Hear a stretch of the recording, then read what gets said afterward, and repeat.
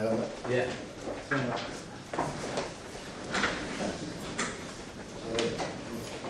Terima kasih juga yang ini mau minta audiensi. Suara habisnya itu.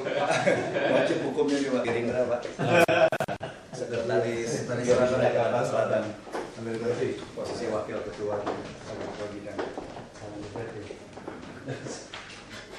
Kalau mau aja. Iya Pak. Terima kasih Pak. Pendek. Betul. Mohon maaf sebelumnya Pak. Terima kasih. Bismillahirrahmanirrahim. Assalamualaikum warahmatullahi wabarakatuh. Salam sejahtera untuk kita semua. Selamat siang dan sore Pak Wagub. Sebelumnya pertama kami ucapkan banyak terima kasih kepada Pak Wagub. Di sela-sela kesibukan tanggap darurat banjir, Pak Wagub masih berkenan menerima kami KNP DKI Jakarta. Mungkin sebelum saya menyampaikan beberapa hal, kalau Bapak tidak keberatan, saya coba memperkenalkan dulu Pak kawan-kawan kami di kepengurusan KNP DKI 2011-2014. Sebelah kanan saya ini Bung Nanang, Pak Wagub, wakil ketua juga, wakil ketua bidang, posisinya sebagai ketua bidang OKK, bersama Bung Suhdi, sama-sama wakil ketua bidang juga, Bung Bobi juga wakil ketua bidang, Bung Agus Saradi juga Pak, ini Bu Lamria, beliau juga wakil ketua bidang pemberdayaan perempuan, ada Bung Sulhi juga wakil ketua bidang juga Pak, Bung Beni ini wakil ketua bidang tapi juga sekaligus ketua DPD Jakarta Timur Pak, DPD 2. Nah, karena sebentar lagi musda, jadi beliau kita tarik juga ke DKI Pak. Sementara merangkap Pak, sementara. Sekali lagi Bung Zudi juga di bidang OKP juga. Terima kasih sekali lagi Pak Wagub. Mungkin silaturahmi ini pertama berkaitan dengan pasca kami dilantik Pak oleh Pak Gubernur dan juga ketum kami Bung Taufan Rasiko beberapa waktu yang lalu di Balai Kota. Mungkin kami laporkan juga hasil musda juga hasil pelantikan kami kemarin. Pak Malarang ya Pak. Iya, masih Pak Andi. Pak Menpora hadir juga Pak saat itu. Pas besoknya mohon maaf langsung tersangka. Jadi terakhir dengan kami tuh Pak, terakhir dengan kami dengan KNPI juga, dengan DPP juga. Jadi setelah pasca pelantikan kemarin, alhamdulillah KNP DKI Jakarta menghasilkan musda di tahun 2011 berhimpun 179 OKP Pak. 179 OKP dari seluruh afiliasi partai politik, sosial, keagamaan dan sebagainya. Dari 179 ini kami menjadi kelompok menjadi dua. Kelompok sekitar 70% mereka sudah clear mengenai aspek legalitas dan kegiatan dan sebagainya, dan 30% itu kurang lebih kira-kira OKP baru Pak yang belum tapi berhimpun di KNP DKI. Nah, hasil kepengurusan kami kemarin, BPH kami, Badan Pengurus Harian kami berjumlah 178. Jadi 58 wakil ketua bidang. Iya, wakil karena dulu memang kita cukup besar Pak DKI Jakarta. KNP DKI Pak. Kalau secara kuantitas lebih besar dari DPP Pak. Keberhimpunannya karena kami ada konten lokalnya seperti GMFBR, misalnya Forkabi itu juga berhimpun di KNP DKI Jakarta. Sehingga bangunan secara kuantitas dibanding DPP KNPI kami lebih besar secara kuantitasnya gitu. Nah, total BPL kami kurang lebih sekitar 360 orang. Karena di komisi atau departemen itu ada satu ketua komisi dan ada 3 anggota. Jadi total kepengurusan kami 360 orang. Nah, tentunya dengan bangunan yang cukup besar ini Pak, yang cukup menurut kami rapatnya gimana tuh itu? rapat memang kita biasanya kalau rapat pleno kemarin kami Pak ada rapat pleno pertama hampir sekitar 70% hadir Pak, 70% hadir. Ya mungkin kalau waktu biasa kan. Nah, jadi mungkin sekali info kenapa Wagub tanya. Jadi sekretariat kami ini kan baru dibangun Pak, baru selesai di Velodrome Pemuda, Jalan Pemuda di depan Arion. Nah, kami juga lagi menunggu waktu Pak Gubernur juga mungkin Pak Wagub untuk meresmikan karena sudah serah terima dari kontraktor ke Disorda Pak. Jadi kami menunggu untuk peresmian. Kebetulan itu 3 lantai Pak, 5.000 meter persegi. Jadi luar biasa. Masuk ke kalau kami di bawah Disorda Pak. Yang musibah sosial kayaknya di Pak Jainal, PLB bukan ya? Nah, Disorda ya? Disorda. Kenapa muda Pak? Jadi ada 3 Pak mohon izin yang ada di Disorda Pak, kami bersama KONI dan Pramuka. KNPI di bawah Disorda juga untuk hibah. Itu kurang lebih. Nah, jadi menyangkut sekretariat ini juga kami juga nanti menunggu waktu nih Pak, karena kami juga sudah segera ingin menggunakan karena di sana kita ada ballroom di KNPI Pak. Terima kasih atas support Pemda ini Pak. Bisa menampung 400-500 orang. untuk ballroom. Jadi nanti kalau Pak Wagub juga mau bikin acara di Campbase karena gedungnya cukup mewah, cukup besar gitu. Kemarin juga lumayan besar renovasinya dengan anggaran kalau nggak salah 16-17 miliar untuk gedung DPD 1 KMP DKI Jakarta. Nah sementara ini kami lagi iya Pak, kurang lebih. Nah jadi menyangkut yang tadi Pak, mungkin ada beberapa hal, 3 hal saja yang ingin saya sampaikan secara tupoksi kami. Kami pada prinsipnya mendukung semua program pemerintah, khususnya sekarang Pemda di bawah Pak Gub dan Pak Wagub dengan Jakarta Baru. Tapi tentunya support kami untuk memaksimalkan pembangunan yang dikomandoi oleh Pak Wagub dan Pak Gub ini tidak mengulangi kritis kita. Nah, tetapi untuk itu mungkin kami mohon Pak dari Pak Wagub, kami mohon KMP secara kelembagaan bisa diperkuat. Pertama mungkin kalau 3 hal itu menyangkut APBD hibah kami, kalau memang bisa diperkuat karena struktur kami Pak selain DPD 2 kami juga sampai ke PK, pengurus kecamatan sampai ke SPP, Satuan Pelaksana Program di tingkat kelurahan. Jadi strukturnya luar biasa besar. OKP yang berhimpun juga 179 OKP. Nah yang kedua, kami juga mohon Pak kalau bisa kami berharap penguatan tadi ada pembinaan untuk OKP Pak. Karena OKP yang berhimpun ini semuanya kan kita heterogen, seluruh partai, pemuda partai ada, pemuda tadi saya bilang gerakan keagamaan semua ada. Karena pembinaan OKP ini kadang-kadang menurut kami yang sekarang berhimpun di KNPI banyak masukan OKP kepada kami bahwa mereka kesulitan mungkin 1-2 hal mendapatkan dana pembinaan. Nah saya pikir ini sesuai Undang-Undang Nomor 40 tahun 2009 perlu diperkuat. Nah yang ketiga mungkin saya sedikit melaporkan juga tapi bukan dalam rangka meminta nih Pak, tapi mohon perhatian Pak Wagub. Kami memiliki DPD 2 5 wilayah kota dan Kepulauan Seribu. Nah sementara ini yang baru memiliki gedung hanya DPD Jakarta Timur, yang kebetulan juga nanti akan dialihfungsikan menjadi puskesmas. Kita akan pindah ke Cipayung rencana dengan anggaran baru untuk dibangun.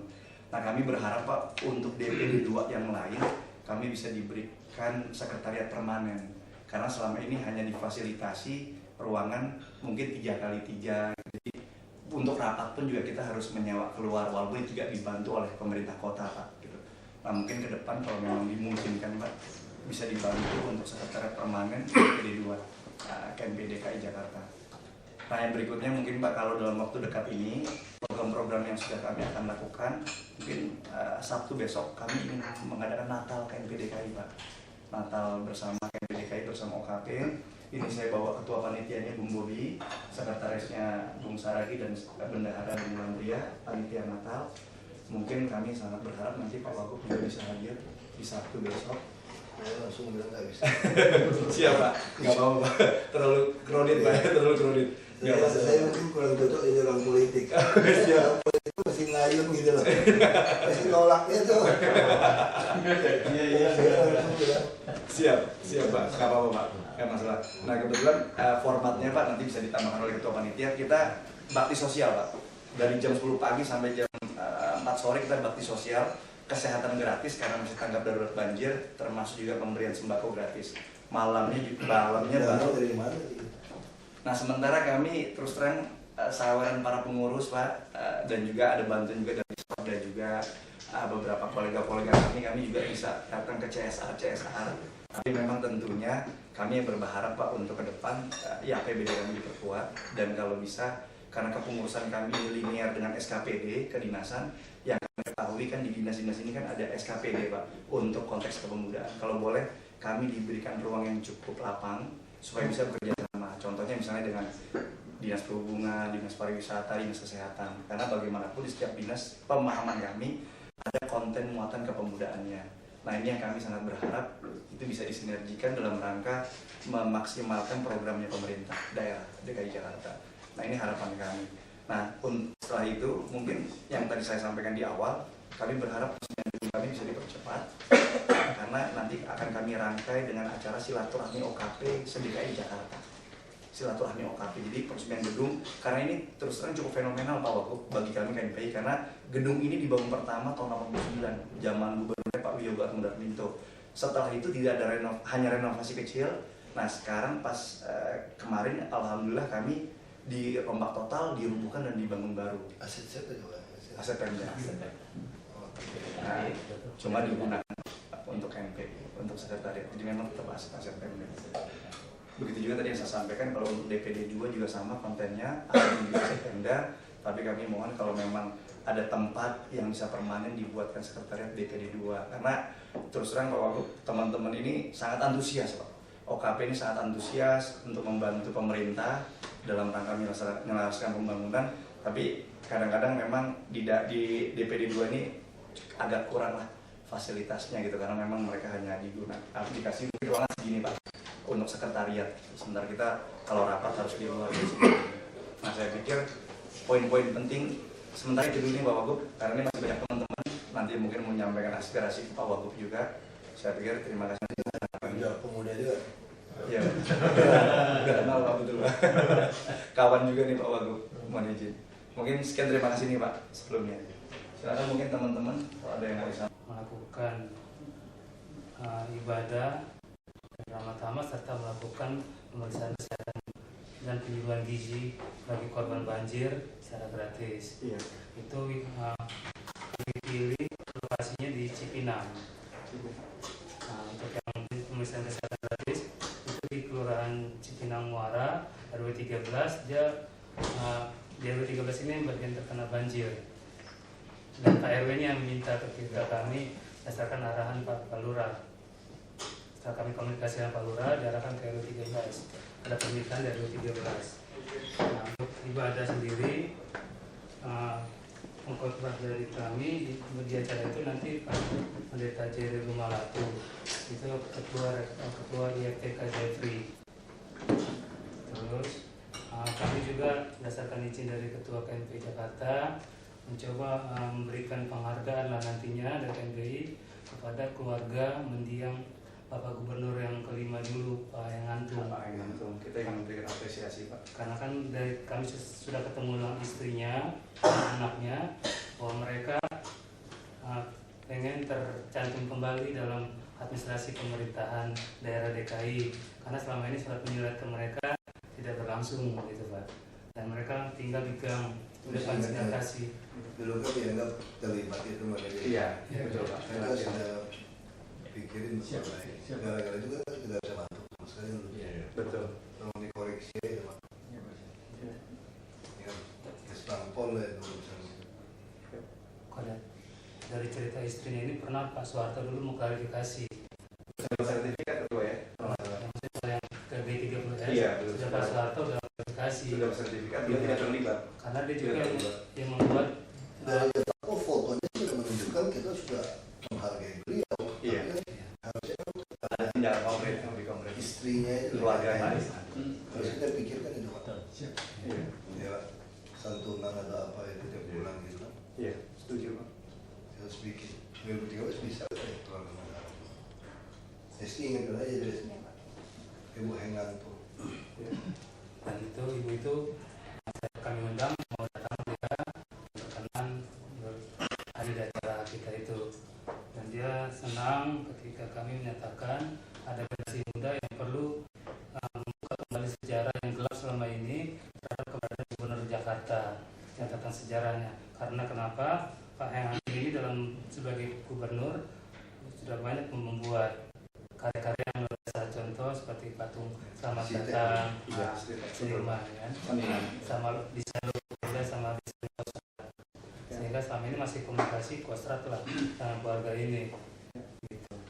Nah, kalau memang rencana campaign mencoba menyambungkan kembali keluarga ini dengan pemerintah daerah provinsi, mereka sangat senang gitu pada appreciate. Itu satu. Yang kedua soal ibadah.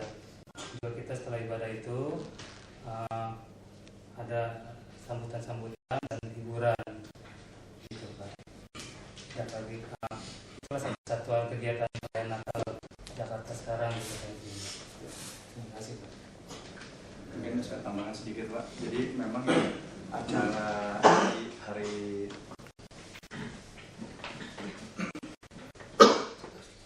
di hari Sabtu Pak yang ada bakti sosial dan kesehatan gratis.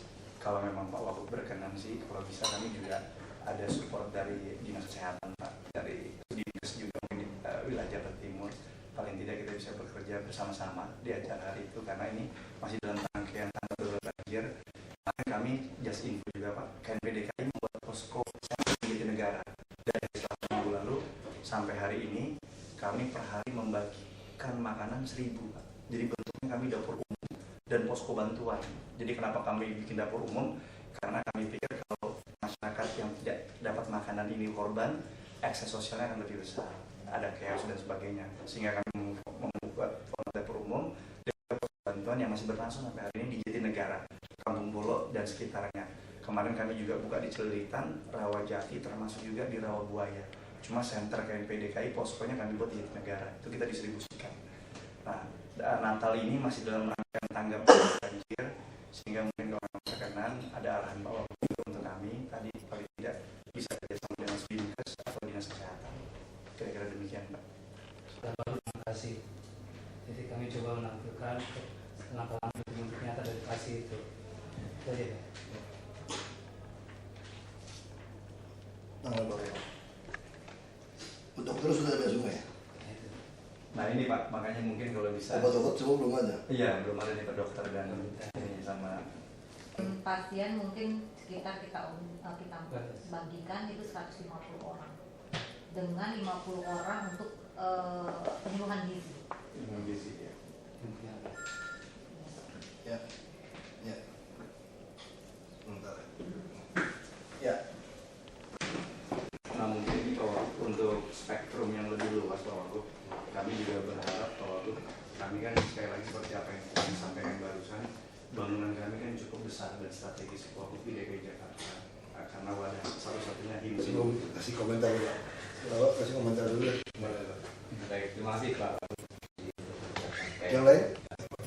Mau dipercepat diresmikan dari dulu. Ya, kalau prinsipnya tinggal waktu kesediaan Pak Gubernur, kita sudah ada surat, tinggal kapan beliau siap, tanggal berapa sudah bisa.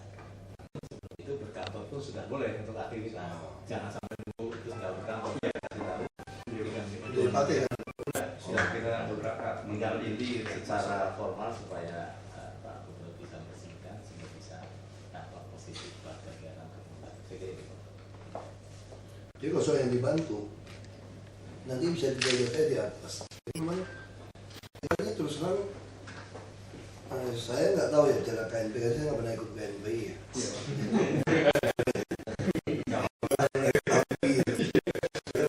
Almarhum selalu suruh saya ikut, saya nggak pernah ikut. Saya bukan orang organisasi jujur aja. Mungkin saya bisa salah gitu. Siap. Nah, saya kadang-kadang nggak itu suka habiskan uang untuk organisasi. Apa itu terlalu struktur terlalu besar sampai semua mesti bebankan ke APBD, itu sangat berat sebetulnya. Sama seperti PKK, ini peninggalan Orde Baru, KNPI peninggalan Orde Baru, maka kita harus merubah persepsi menurut saya sekarang itu. Jadi nggak bisa lagi sebuah organisasi KNPI adalah jenjang karir untuk jadi anggota DPRD, jadi DPR RI, jadi menteri. Dulu kan kira-kira begitu kita. Jenjang karir, jenjang bisnis untuk dekat ke pejabat, dapatin proyek. Seperti ini gitu. Ya bapak saya itu sumbang mobil segala macam KNBI. Kita di Belitung itu seperti itu. Makanya saya tetap tahu persis gitu. Ini organisasi seperti apa, walaupun saya tidak pernah masuk ke dalam. Nah ini zaman berubah. Apalagi dengan kita punya gaya, kami nggak peduli orang mau dekat sama saya, mau tiap hari ikut saya. Kalau kamu nggak benar, kita tetap salahkan. Ya tidak ada hak istimewa. Makanya waktu saya jadi bupati, sepupu istri saya pun bilang, waktu temannya ajak bisnis gitu kan, percuma lah.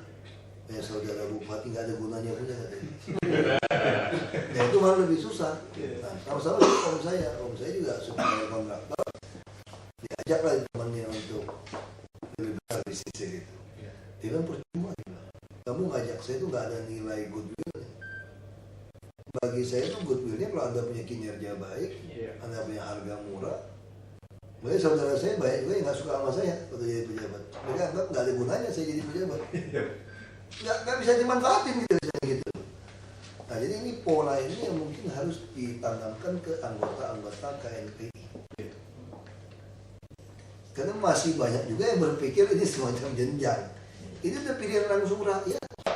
Kalau zaman dulu kan lain. Dekat saya pasang di nomor jadi. Betul Pak. Karena jasa KNPI kan nggak ada lagi sudah nomor jadi. Iya. Yang ada adalah apa sumbangsi Anda kepada masyarakat. Berusaha apa ya? Betul. Nah harapan saya itu apa? Misalnya seperti bencana kali ini. Soalnya bencana lalu-lalu juga sama.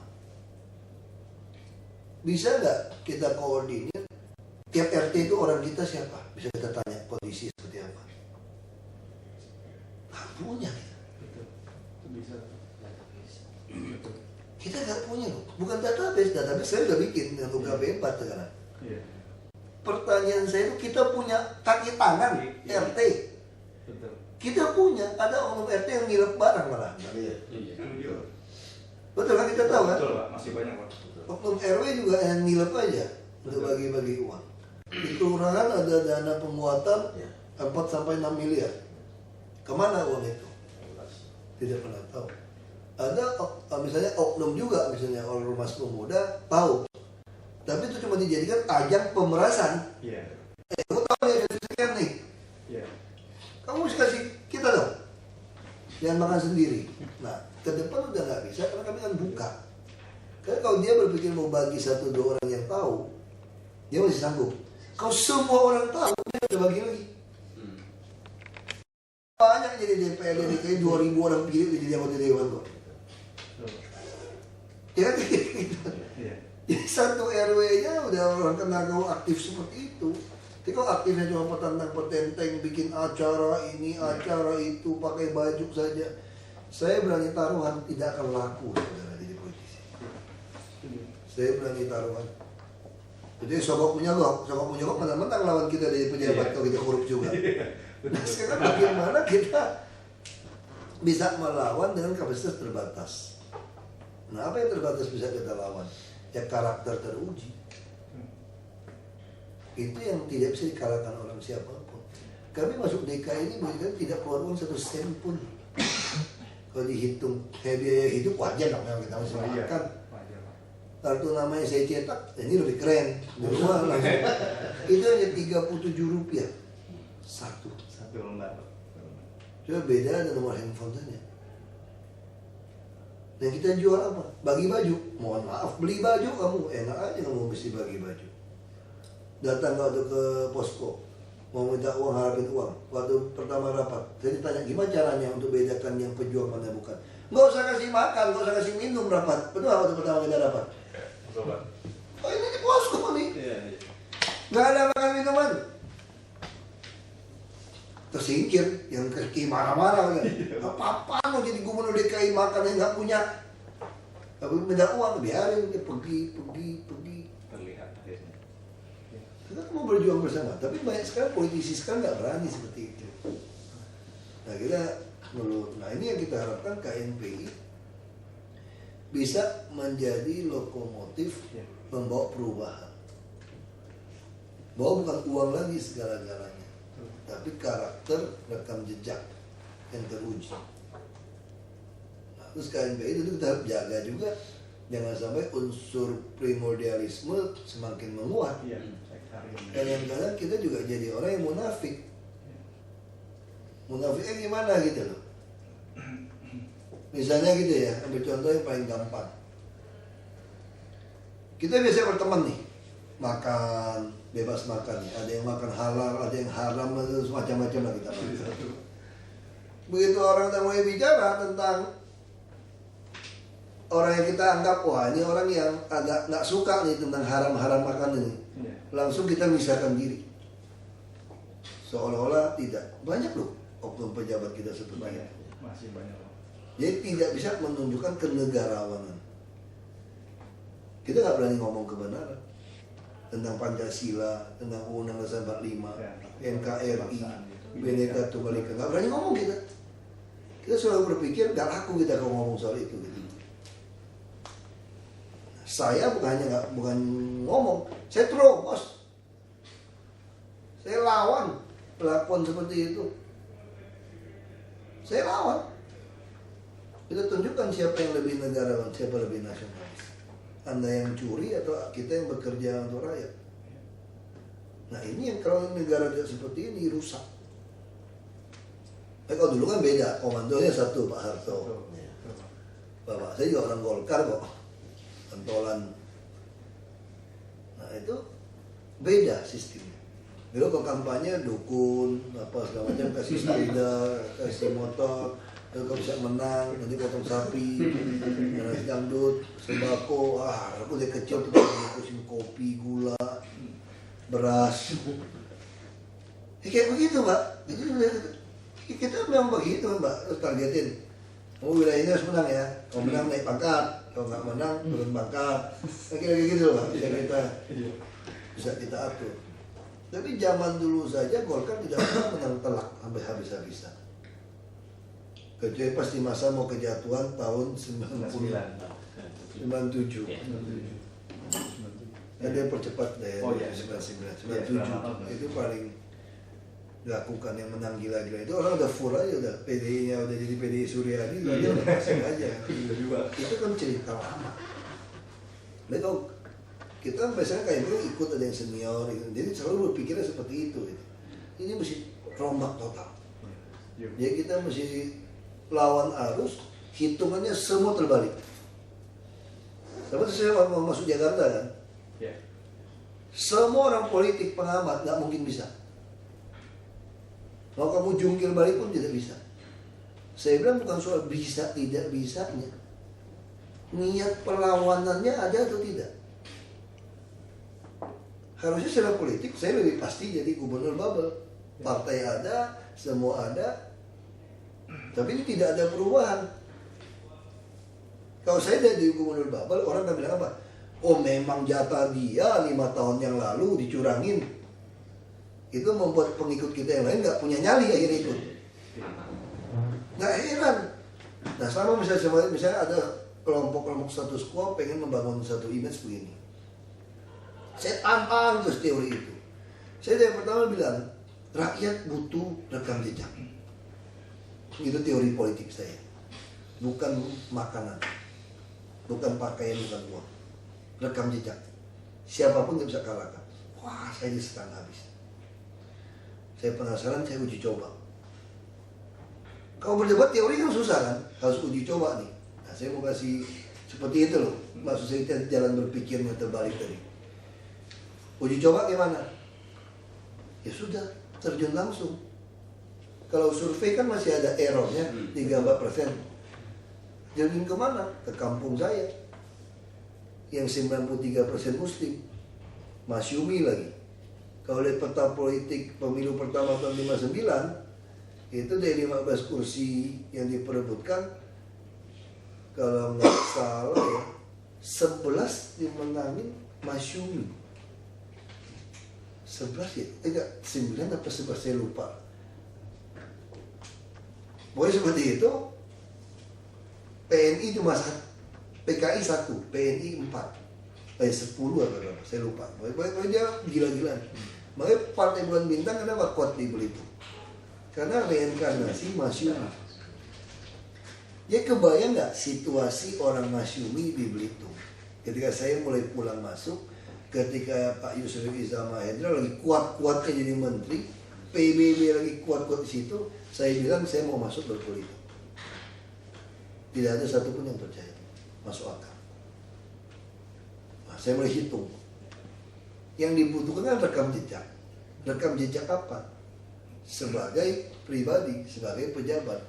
Nah, pejabat yang paling murah dan mudah punya posisi untuk kita raih adalah apa? DPRD tingkat 2. Saya diajak di ketua partai apalagi zaman itu. Partai apapun, asal dia dapat sisa-sisa, punya dia lah itu kursi. Saya ambil. Ikutlah saya partai PIB. Partai apa aja tawarin saya. Partai besar tawarin saya. Saya kenapa nggak mau ikut?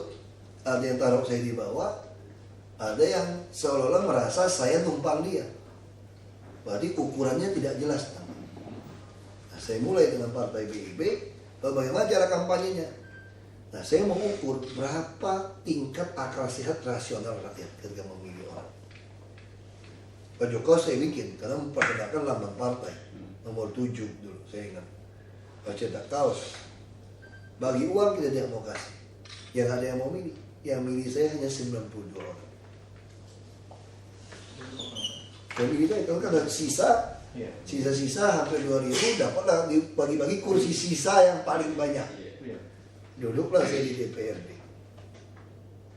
Wah, semua orang ketawain saya. Semua orang ketawain. Partai habis. Ya mungkin laku lah. Lawan PBB yang menang telak. Dia gabung dengan P3, 55% kursi fraksi dipegang. Dia langsung dapat ketua dan wakil ketua DPRD.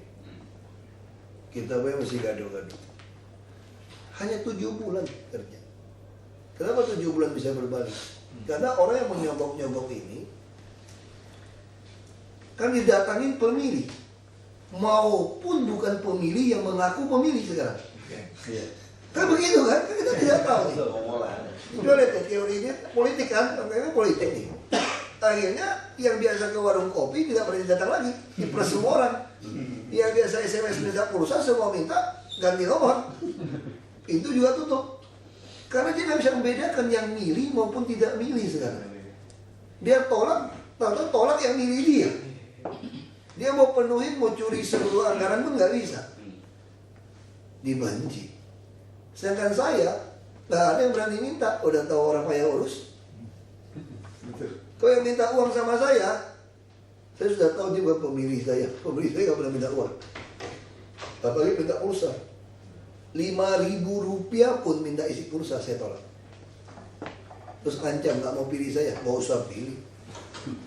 Sederhana kok. Nah, 7 bulan saya di sana. Kita kan ditemuin semua orang, orang mulai marah-marah. Kita datang kan bukan minta uang, cuma mau sampaikan aspirasi. Tapi yang lain udah takut datang minta uang kan. Semua mulai takut kan. Ya saya yang temuin itu semua. 7 bulan langsung bilang gini, Pak, kami nyesal Pak pilih mereka Pak. Bapak jadi bupati saja Pak. Saya bilang mana bisa jadi bupati, dipilih oleh DPRD. Oh iya ya. Aduh Pak, 5 tahun lagi deh Pak, kami nyesal. 5 tahun kelamaan, lo kecekik lo. Iya ya Pak, kami betul-betul nyesal Pak. Yang ngurusin kami cuma Bapak. Tahu-taunya pemerintah berubah kan, ada pemilihan langsung di 2005. Desak saya ikut, dari mana gabung partai. Semua ketahuan nggak mungkin jadi. Nggak ada baju kaos, nggak ada uang loh baju kaos, nggak ada kampanye, nggak apa Pak. Kita udah kenal Bapak. Modal telepon kan kita sering komunikasi SMS. Di Makassar hampir nggak keluar uang. Mau bayar saksi segala macam, baleho segala macam, 500 juta lah habis. Karena orang makan terus ke rumah. 37,13%. Nomor 2 hanya 21 sekian 22%. Dulu syaratnya 25%. Jadilah bupati. Beliau jadi bupati ya saya nggak sia-siakan. Semua orang saya kasih jaminan pendidikan kesehatan. Birokrasi harus melayani. Orang bisa ketemu saya kapan saja. Nggak ada. Beribut sama gubernur semua. Gara-gara bantuan-bantuan macam-macam. Mereka bilang, kalau nggak Bapak maju, siapa lagi yang lawan gubernur? Tapi harus berhenti. Nah ke orang lain pasti berpikir gimana? Janganlah 10 tahun dulu lah jadi bupati. Nah saya bukan kejar jabatan. Saya hanya membuktikan teori bahwa rakyat sedang mencari pelayan yang rekam jejaknya jelas. 16 bulan jadi bupati, saya calon gubernur, tidak keluar uang jadi Belitung Timur kampanye, nggak ada baju kos. Masih ada yang bikin rekaman saya kampanye, nggak ada, minta apapun nggak ada, mau pilih-pilih.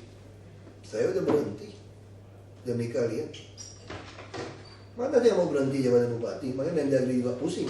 Nggak pernah kepikir ada bupati terpilih langsung berhenti. Nggak ada aturan pasal yang mengatur itu.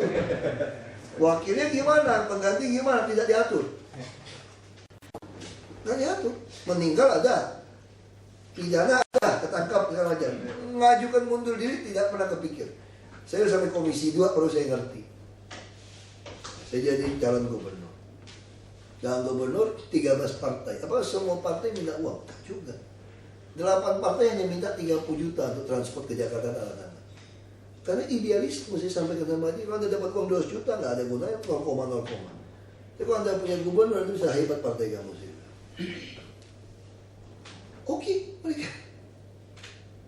Dia 12 partai calonkan saya, partai 0, yang punya kursi di DPRD cuma PKB 1 kursi di provinsi. Yang lain nggak ada kursi. Gus Dur yang mimpin. Saya sampaikan sama Gus Dur cerita semua. Gus Dur masuk akal. Dia bilang, terus ada provinsi jadi contoh. Dari macam-macam sisi lah. Dari minoritas, dari macam-macam. Tapi yang Gus Dur suka jaminan pendidikan kesehatan dan birokrasi yang melayani masuk. Menang nggak di Pilgub? Menang. Makanya saya tahu persis. Coba tanya orang Bangka begitu. Tanya sama Denny JA lah. Kalau dia mau jujur RSI. Apa yang terjadi tahun 2007? Soalnya dicuri banyak. Jadi sampai jam 7 malam itu caranya orang punya kartu pilih dia dikasih. Saya berani ngomong dia ada rekaman. Kalau mau upload ke YouTube kita upload. Kita bawa ke MA waktu itu. Mereka nggak bisa menolak tuduhan kita. Ada bukti semua. Jadi pokoknya non Muslim dihilangkan hak pilihnya. Tapi pemilih saya kan Muslim Melayu. Begitu disurvei masih kampung ini pilih saya, didatangin diminta balik kartu pilihnya, gila. Iya. Terus ada kampung yang saya pasti menang, dipinjam kertas suaranya, nggak kembali. Udah begitu, saya masih menang 7.000 lebih sampai jam 7. Itu beda. Bentar, saya telepon. Ya Pak. Iya. Iya, tinggal putar tolong ya Pak. Ya Pak. Ya. Nah, jadi jam 7 malam waktu dia hitung jam 2 jam sampai jam 7. Tahu nggak kejadian 2005 waktu pemilu pilkada itu namanya. LSI Denny JA itu paling suka quick count di Metro TV. Coba cek data di seluruh Indonesia. Satu-satu yang tidak ada quick count siaran langsung untuk tingkat gubernur hanyalah Bangka Belitung. Kenapa dia tidak berani? Ke jam 2 sampai jam 7 malam yang menang saya 7.000-an. Antara melaporkan Ahok sedang mewujudkan menang tipis. Wah, langsung dibantah dengan radio, itu masih bisa geser kan, gitu cara bangun opini nih. Lalu jam 7 malam mati lampu. Sampai jam 11 nyala, dia tiba-tiba nambah 21.000. Saya kurangin 7.000, saya kalah 14.800. Dan 3 KPUD kita nggak boleh dana. Main keras. Nah, saya kenapa bawa ke Mahkamah Agung dulu? Untuk supaya saya bisa bebas ngomong, dia tanpa bisa menuntut saya. Karena dia mau tuntut, saya punya buktinya. Dan orang tanda tangan kita kumpulkan waktu itu berapa orang saya lupa. 50.000 lebih orang tanda tangan menyatakan ditarik hak pilih. 50.000. Ya. Lalu sampai 7 koper loh saya bawa ke MA. Sampai hakim bilang, bisa nggak semua saksi datang? Kalau bapak mau bayarin saya datangin. Kalau itu kami pilih secara acak 7 orang. Dia pilih, saya pun nggak kenal siapa, datang. Mereka ngomong, lalu hakim nunda sehari kan 2 minggu. Nunda, memang ada oknum macam-macam lah. Ada bilang mau bayar, kita nggak punya bukti soal itu. Ini bisa menang nih. Sampai 2 minggu, dia bilang apa alasannya? Ini bukan wewenang kami. Karena ini hanya perselisihan. Baru kalau kita bayar mungkin lain lagi. Nah, sama kasus Nur Mahmudi Depok. Nur Mahmudi punya, kan dia tidak boleh mengadu ke MA. Karena udah tingkat 2 tuh mentoknya di pengadilan tinggi. Pengadilan tinggi bisa mengalahkan dia. Kok dia ke MA bisa kontra rejim jadi menang? Diterima. Semua bisa tanda tanya. MK sekarang lebih baik. Memang macam-macam. Sempat juga si Refli Harun mengatakan ada permainan, lalu diam. Banyak sekali lah negeri ini tuh hal yang lucu-lucu. Makanya waktu saya masuk ke waktu itu gagal ya sudah. Saya kalau mau nuntut, terus saya diajarin bisa kita tuntut lewat pidana. Lalu kita minta putusan serlah, tidak boleh dilantik sampai ini ada putusan inkrah. Tapi kalau saya lakukan itu, berarti Bangka Belitung akan mendapatkan PLH gubernur. Iya, di pusat lah. Kalau sampai rakyat susah, kasihan. Yang kedua, kalau kasih ke dia, biar rakyat tahu siapa dia. Hidup kan bukan soal uang, soal nama baik. Kalau Anda jadi gubernur hebat kemana-mana tidak orang mau nyalamin, apa artinya Anda hidup? Kau punya uang saja di mana-mana, uang mah relatif saja, uang kok. Uang itu relatif, Anda kaya yang lebih kaya. Kita mau kaya pakai mobil bagus, 2 tahun keluar model baru sudah gak enak juga. Jadi ya enggak. Kalau suka kaya miskin itu tidak akan habis-habis. Anda akan capek sendiri. Anda punya BMW seri 3, dia punya seri 5. Anda punya seri 5, 2 tahun mesti ganti, dia udah seri 7. Anda naik seri 7, ada yang naik lebih canggih daripada seri 7. Enggak selesai urusan itu soal itu. Jadi nama baik lebih penting. Nah udah selesai, saya udah gak mau di politik. Saya udah, wah ini memang rusak. Susah orang baik kalau mau kita mau bantu rakyat. Akhirnya apa? Masyarakat SMS udah bantu. Ya, Bapak kok gak mau jadi pejabat? Kan Bapak yang bilang pepatah, orang miskin gak bisa lawan orang kaya. Kami mana orang kaya aja gak bisa tantang pejabat. Bagaimana nasib kami bisa diperjuangkan kalau kami miskin untuk melawan pejabat? Bapak kaya saja nggak bisa Pak, makanya Bapak jadi pejabat lagi Pak, sambil nunggu 2012 kembali ke bubble. Makanya 2009 dorong saya masuk ke DPR RI. Saya juga pikir, ngapain DPR RI ya? Oh bagus juga, kita beresin undang-undang pemilu kada nih. Supaya nanti kalau terjadi pemilu kada lagi, supaya anak-anak muda ini yang idealis, yang uangnya pas-pasan, bisa bertanding dengan sesama. Kalau sekarang nggak bisa, mantan-mantannya duitnya mengerikan, ya kan? Belum lagi menggerakkan APBD, bantuan sosial untuk mainkan itu biasa. Saya kan audit itu semua. Makanya waktu saya masuk ke DPR, saya putuskan saya mau ke Komisi 2. Karena semua politik dalam negeri, KPU, Bawaslu, semua di sini. Masuk ombudsman, birokrasi, semua di sini. Waktu itu saya minta langsung dikasih, nggak ada yang ngelamar, cuma 6 orang dari 10 jatah. Lu mau tahu seluruh isi DPR RI kemana? Ke badan legislasi. Karena semua undang-undang mau direvisi, mau apapun masuk ke situ. Jadi saya tahu urusan 11 komisi. Kalau saya masuk ke badan legislasi, walaupun kerjanya setengah mati, pagi sampai malam, saya ngantor pagi sampai malam, jarang ke ruangan. Karena 2 saya ambil. Komisi 2 rapat terus, badan legislasi rapat terus. Saya malam. Tapi saya belajar ilmu banyak, seluruh negeri ini saya tahu dari 2,5 tahun. Kira-kira tahulah masalahnya apa. Nah, saya tarik satu kesimpulan. Masalah negeri ini, kalau kita tarik satu kata, ya munafik. Ayat suci yang tidak boleh dilanggar, kita langgar. Peraturan undang-undang yang bisa kita langgar, kita bilang tidak boleh dilanggar untuk kepentingan saya gitu. Jadi ini nih KNP harus ngerti nih situasi yang terjadi gitu di negeri ini gitu kan. Nah kenapa bisa terjadi? Apakah semua pejabat kita buruk?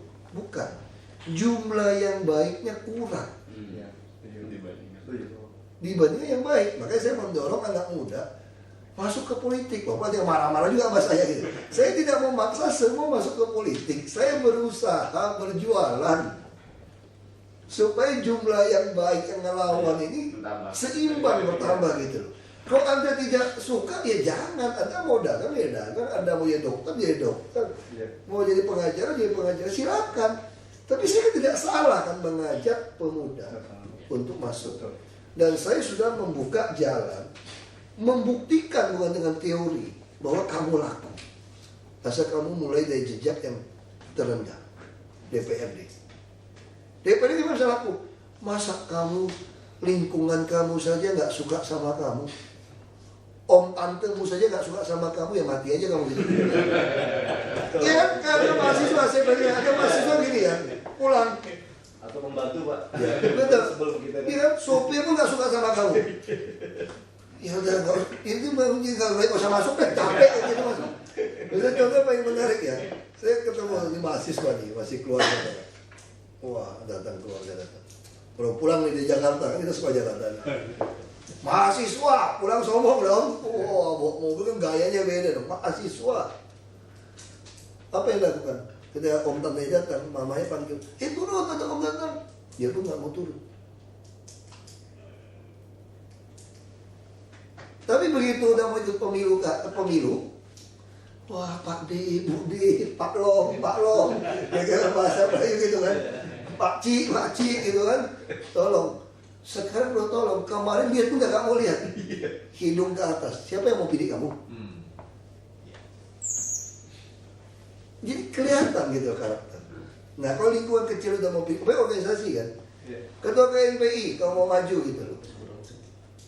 Kalau pengurusnya yang nggak mau pilih dia, wah ini nggak beres. Bayangin kalau mau maju 360 orang dikali keluarga-keluarga 360 orang yang baikan. Kalau cuma mau masuk belakang saja DPRD DKI, lewat. Logikanya begitu kan. Nah yang dibutuhkan apa? Transparansi. Yang diinginkan dari kawan-kawan, transparansi. Jangan mansur makan surang gitu kan. Ya manfaatin KNPI cari-cari dana pribadi macam-macam. Itu masalah. Nah makanya saya itu pengalaman waktu itu. Makanya di DPR RI saya berpikir mau pulang. Terus teman-teman bilang, yang bilangnya anak HMI yang bilang, si Ridwan dari Munte. Ada apa sih kan? Ada suka mana-mana lah. Nah, ini satu hari datang ke kantor DPR RI 2010 awal. Dia sering kontak lah, karena saya bantu Bang Yos 1 tahun. Saya orangnya mau belajar terus. Bang Yos mau jadi presiden, saya pengen tahu. Suruh saya bantu, saya mau tahu. Kalau orang mau jadi presiden kayak apa ya? Bang Yos pengalaman Jakarta seperti apa ya? Ya 10 tahun urusan Jakarta itu saya tahu persis kan. Gara-gara setahun teman-teman bagus setiap hari. Hampir tiap hari. Sabtu Minggu pun suruh ke rumah kadang-kadang. Jadi suksesnya bagus dibesar-besar kan. Kelemahannya tutup-tutupin demi untuk supaya dijual jadi presiden. Jadi saya tanpa sengaja belajar soal DKI sebetulnya. Masih saya kalau mau berdebat saya soal DKI, kita berdebat 10 jam. Saya bukan sombong. Saya bisa ngomong detail tanpa saya kasih bahan. Jangan tanya angka ya. Kalau angka kita susah, tapi setelah kebijakan, bagus kan cerita terusnya kebijakan gini, kenapa gini, kenapa Islamic Center, kenapa Monas dipagar, kenapa busway, kenapa gagal integrasi bus, itu macam, kan tiap hari saya dengerin, dia ngomong-ngomong saya dengerin. Makanya saya bisa berdebat 10 jam soal Jakarta. Makanya berdebat saya gak kalah sama Pak Fokke kan? Gak kalah, mau debat ngomong apa aja saya tahu soal Jakarta. Jadi 1 tahun kuliah MBA. Nah disitulah si Ridwan dari Munte bilang gini sama saya. Saudaraku, dia bilang, ini bagi saya saudaraku. Jangan pulang babel, sayang saudaraku. Orang tidak pernah tahu perjalanan gila-gilaan melawan konsep persepsi lama. Kalau di babel orang akan bilang, ini memang jatah saudaraku. Untuk apa? Ya kalau saudaraku bisa jadi DKI, wah seluruh pemuda Indonesia nyalinya naik. Ahok aja bisa, apa kita? Kira-kira gitu loh. Ahok aja bisa, masa kita nggak bisa di kampung saya? Kira-kira gitu loh. Terus nggak ada duit, nggak ada alasan. Ahok udah buktikan tidak pakai duit gitu kan. Harus begitu. Terus saya pikir, kurang ajar nih orang. Jangan-jangan dibayar Eko suruh pulang. Karena si Eko paling takut saya pulang kan. Yang ditakutin kan itu. Saya pikir jangan-jangan kamu ini nyusupin untuk supaya saya tidak pulang kan. Wah kurang ajar. Gak ada dalam hati. Saya pikir dia gak mungkin loh. Dia tulus kok. Sama saya saudara tulus. Terus saya berpikir apa jadi bohongin orang, dipengaruhi gitu loh. Terus juga ngangkat-ngangkat kita atau supaya kita tuh jadi nggak tahu diri gitu tuh. Ya namanya nggak tahu diri kan orang Belitung mau jadi gubernur dulu untuk DKI kan nggak tahu diri namanya. Benar juga nih ngaco. Terus saya pikir. Saya ini mau jadi gubernur apa mau menarik lokomotif pemuda nambah jumlah yang ngelawan tadi di dalam. Kan itu nih kita tujuannya apa? Saya tujuannya kan mengajak orang nambah kan. Kan saya dari kesimpulannya kan di Indonesia nggak ada orang baik, jumlahnya kurang, nggak seimbang. Kalau saya cuma pulang ke Babel, berarti saya akan pensiun cuma jadi gubernur. Mentok-mentok paling jadi menteri, syukur-syukur. Kalau ada presiden yang ngeririk gubernur jadi menteri, biasanya tuh gubernur Babel jarang jadi menteri, karena terlalu kecil juga. Sampai saja kamu kampanye ke Babel, satu provinsi 7 kabupaten kota dikumpulin kalah sama penduduk di Jakarta Utara saja. Satu kecamatan Jakarta untuk apa? Ngabisin ke Jawa satu kecamatan melebihi penduduk itu. Jadi, nah kan balik lagi ke kita. Kita ini mentalnya pejuang apa mau jadi pejabat? Terus saya ketemu. Ya udah, kita putuskan. Ini memang memalukan, jujur aja saudara. Ini memalukan. Saya bilang mau ke DKI.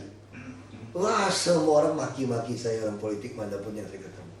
Termasuk saudara saya, sepupu saya. Dia bilang, kamu tahu gak pepatah kuno bilang ini? Burung di tangan dilepas, melihat mau tangkap burung di udara. Iya. Kira-kira gitu. Iya. Ini kamu, burung di udara pun belum kelihatan. Kamu lepasin burung di tangan, apa kamu gak lebih gila lagi? Tapi kita paham, sama teman-teman kita putuskan. Minimal kita telah menang, ada nyali. Kalau kita kalah pun, minimal orang pernah dengar ada orang menjual rekam jejaknya mencoba jadi gubernur DKI. Lumayan kalau ada siapa sekelompok pemuda nyalinya naik gara-gara lihat ada orang gendeng berani maju seperti itu. Kita berpikir cuma itu aja, nggak mungkin bisa maju loh, mau bayar partai kita. Tetap partai nyalonkan. Waktu itu partai Gerindra tawaran sama saya, ini lebih gila lagi, kursinya 6, mau ngajak saya maju, suruh saya maju. Saya dipecat Golkar ini. Ini nggak bisa yang majuin saya juga gitu loh. Wah, ini gawat juga nih. Kita kumpul lagi ketemu nih, maju apa enggak nih? Udah 2 tahun di DPR, ternyata semua undang-undang saya mau golkan nggak bisa, nih fraksi segala macam kan. Cuma kuliah saja. Nah, kita udah terima saja Gerindra, sekalipun dipecat. Kenapa? Minimal kita membuktikan lagi kepada pemuda-pemuda akan datang, kalau kamu jujur bersih, ada partai gendeng juga nyalonin kamu. Sekalipun partai itu belum bisa mencalonkan gitu. Betul. Dan tanpa bayar. Tapi kan selesai dong teori saya bahwa Anda mengatakan kalau tidak ada uang, tidak ada partai yang mau melirik kamu kan salah. Jadi partai ada kan, minimal Gerindra. Ya sudah, udah terima saja. Dipecat, pecat deh, pasang bodoh. Minimal udah tercapai, lebih tinggi daripada tadi, cuma dia mau nyalon gitu. Nah akhirnya PDIP tertarik dijualan, digabung. Orang bilang, kalau nggak ada duit mana mungkin menang. Kita berpikir terbalik lagi, nggak usah menang, bisa maju dan lebih maju lagi deh kamu. Artinya kalau kita rekam jejaknya bagus, sudah bisa mencalonkan diri. Makanya bukan Pak Jokowi jadi nomor 1, saya nggak mau. Karena dia rekam jejak bagus, hanya mau jadi wakil. Minimal ini pasangan bisa dapat. Jualannya jelas. Makanya orang minta duit dia nggak mau kasih. Kenapa? Target kita bukan mau menang kok. Minimal kita kasih tunjuk bahwa kalau Anda jujur bermain politik dengan rekam jejak ngurusin rakyat, Anda tidak perlu keluar uang, partai lirik kamu. Kamu akan dapat. Kalau dulu kita teori ngomong doang lah. Saya sempat kasih kuliah di Lemhanas, diundang waktu dulu AMPI apa bikin, saya diundang sebagai kayak narasumber luar gitu di Lemhanas. Saya nggak tahu tuh apa bagian dari penggalangan dari geng-gengnya mereka. Saya sengaja diundang ke Lemhanas untuk tahu konsep nasionalisme saya. Saya kasih kuliah lah ya. Saya nggak pernah masuk Lemhanas, saudara. Saya kasih kuliah. Waktu masih banyak pertanyaan. Saya ceritakan konsep ini. Mana bisa Pak, ada uang Pak. Saya bilang saya lagi bikin program masuk Jakarta nih. Oh ketawa tuh. Dan terakhir saya ketemu dia bener-bener. Akhirnya punya sesuatu kan begitu dapat calon. Nah lalu kita bilang nggak jadi gimana? Jadi minimal udah calon, udah hebat dong. Saya lebih milih jadi calon di DKI daripada jadi gubernur di Babel, karena nggak ada efek yang besar. Ada pengaruhnya tidak sebesar DKI dampaknya. Saya masuk kampanye cuekin aja. Loh, kita persiapan, saya ngerti, kita tahu apa yang mau kita lakukan. Jadi kita juga tidak ngotot mau jadi gubernur lagi gubernur. Nah, Pak Jokowi juga belum mundur kan dari Solo kan. Kalau saya harus mundur, daripada dipecat baik mundur. Nah itu resiko. Nah tahu terpilih. Nah saya bilang sama kawan-kawan kan, tolong kasih kami muka nih, ini lebih cilaka lagi. Sebenarnya kami lebih suka tidak terpilih sebetulnya. Nomor 2 paling bagus, dicurangin lebih bagus seperti di bubble. Sehingga orang pilih kita akan bilang gini, coba kalau Jokowi Ahok terpilih, tidak susah kita. Kalau yang dukung kita ya, sama kayak di bubble kan. Orang masih meratap hari ini nih. Coba kalau Ahok gubernur, kita nggak susah.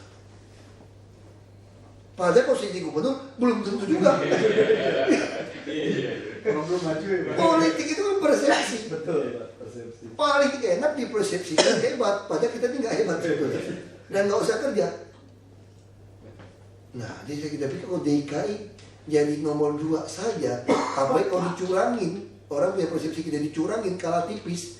Wah, itu paling enak tuh. Semua orang ketemu kita, waduh, kamu kalau nggak dicurangin tuh jadi gubernur. Iya, betul. Terus kalau Pak Fokke kerja kurang bagus, kalau kamu pasti lebih bagus. Pak, kita belum tentu juga gitu. Tapi itu kan itu persepsi gitu loh. Persepsi, betul. Nah, ternyata kehendak rakyat beda nih. Kami yang jadi nih sekarang. Makanya saya bilang sama Pak Gubernur, ini apapun risikonya, kita harus kerja setengah mati supaya jangan sampai udah kita bangun-bangun dia piramidnya roboh. Nanti orang bisa bilang apa enggak? Nah kan, kalau yang nggak punya duit, yang katanya jujur, goblok untuk apa?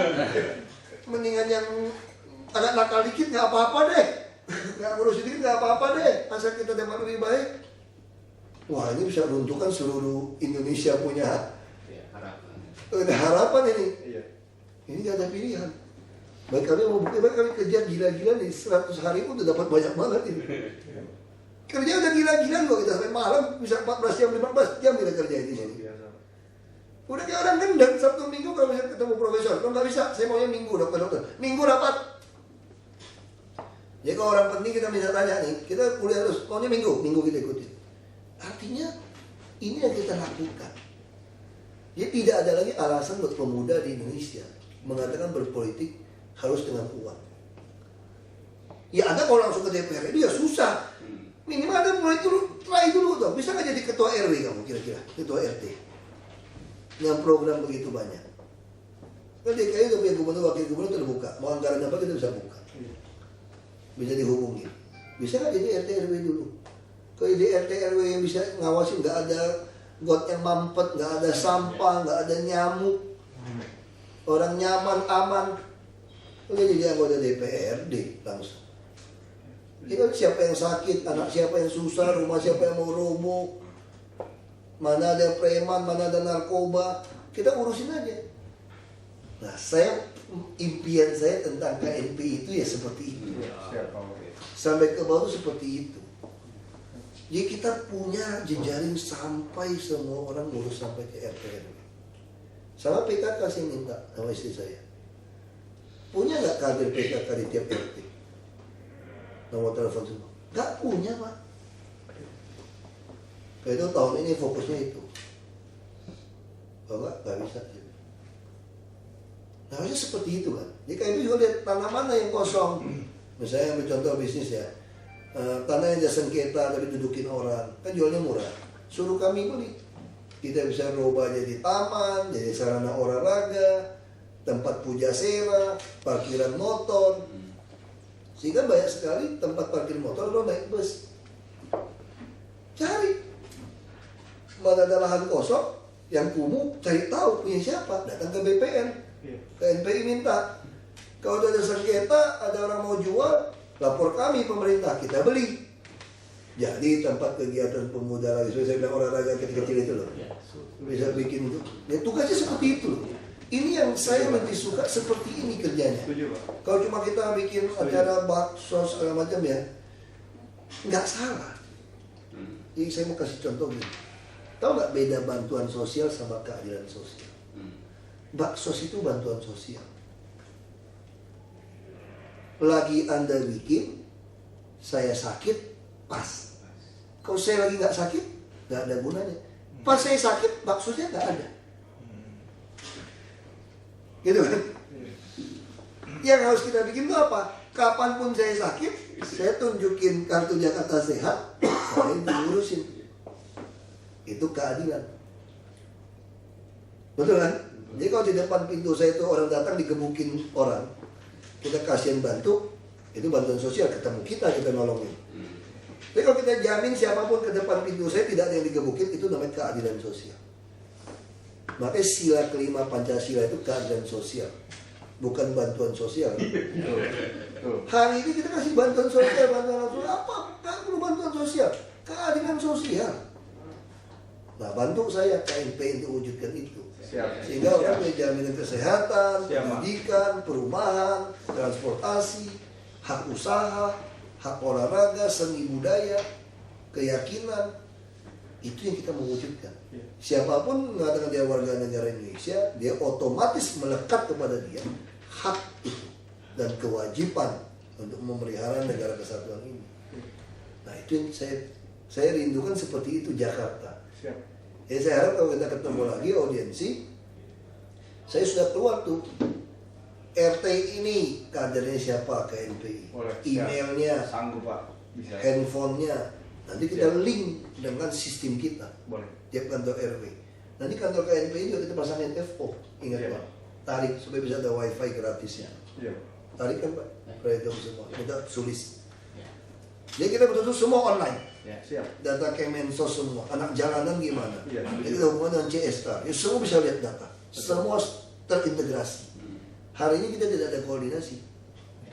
Kita nggak tahu anak jalanan itu sudah dapat bantuan apa belum, yayasan itu dapat bantuan belum. Kadang-kadang ngajuin ke saya, ngajuin ke gubernur juga.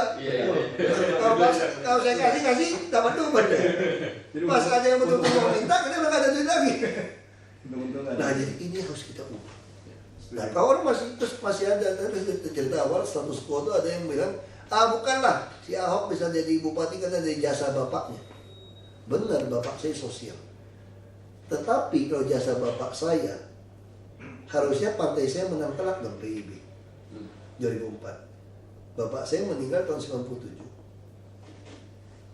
Terus dia bilang, dia punya pabrik semua gitu hebat. 2/3 orang Belitung hidup dari keluarga dia.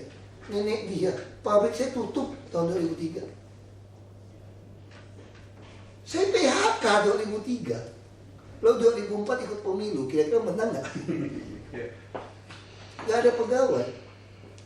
Dan saya juga bukan didapil di situ. Jadi teori itu hanya teori mau menakut-nakuti pengikut berikutnya. Bahwa Anda nggak bisa, karena Ahok tuh punya pabrik, punya bapak yang kasih. Betul, tapi orang kan udah lupa bapak saya, angkatnya udah meninggal juga kok. Buktinya saya waktu pemilu 2004 kalah, hanya 92 orang. Kalau teori karena bapak saya, harusnya saya menang telak dong partai saya. Kan tidak. Tapi orang tutupin. Orang takut ada perlawanan yang bangkit gitu. Makanya saya terobos DKI. Sekarang orang nggak bisa bilang lagi. Nah sekarang yang lawan kita cuma berpikir, mudah-mudahan dia gagal gitu, biar dia jatuh. Kan kira-kira gitu kan? Baru teorinya tentang mensukseskan Indonesia ini gagal. Kan itu yang terjadi gitu hari ini gitu. Sukses itu. Oh saya lawan. Baik mati berdiri kata bapak saya. Daripada cita-cita kita nggak dipenuhi. Orang masih mengatakan nggak betul itu semua. Dia cuma kebetulan saja. Terus orang bilang saya nipu. Kan kampanye kan begitu kan? Ahok itu membuat hutang. Kan bisa buat hutang pemerintah. APBD kok. Dia hanya pencitraan macam-macam. Wakil saya yang ngomong dengan baik. Buktinya apa? Adik saya tuh jadi bupati 42,7%. Masyarakat datang sama saya, Pak, kita udah lihat Pak yang lain ini nggak beres Pak. Suruh adik bapak saja maju. Saya adik yang mana? Yang mana saja? Mana bisa? Nggak semua adik saya beres dia bilang. Yang mana? Yang dokter aja Pak. Terus saya rayu dia PNS. Dia tuh kepala dinas kesehatan. Kamu sudah maju tuh. Saya jadi kepala dinas kesehatan lebih enak Pak. Pusing dia bilang kau jadi bupati dia bilang. Ke PNS begitu mentalnya. Dia mau nggak mau pusing. Punya apotek, punya apa, ngapain pusing praktek. Dokter spesialis kan, istri dokter lagi, ngapain dia pusing. Tinggal di Jakarta lagi, rumah mertua di Kemang lagi, ngapain dia pusing. Nggak mau pusing. Saya nggak bisa orang suruh. Coba kamu tanya. Jangan saya lah. Terus saya paksa, saya telepon orang Golkar. Ini bagus, lu coba lu survei. Saya kamu kalau jadi dinkes, kamu nggak bisa suruh jalan jelek. Kalau kamu jadi bupati bisa suruh dinkes, suruh PU sekaligus. Beda. Ya juga lah kalau memang masih ada kaum bupati yang nggak maju, saya baru maju deh dia bilang. Oh yang incumbent ya Pak? Ya. Mana bisa dia itu pasti dia maju dia bilang.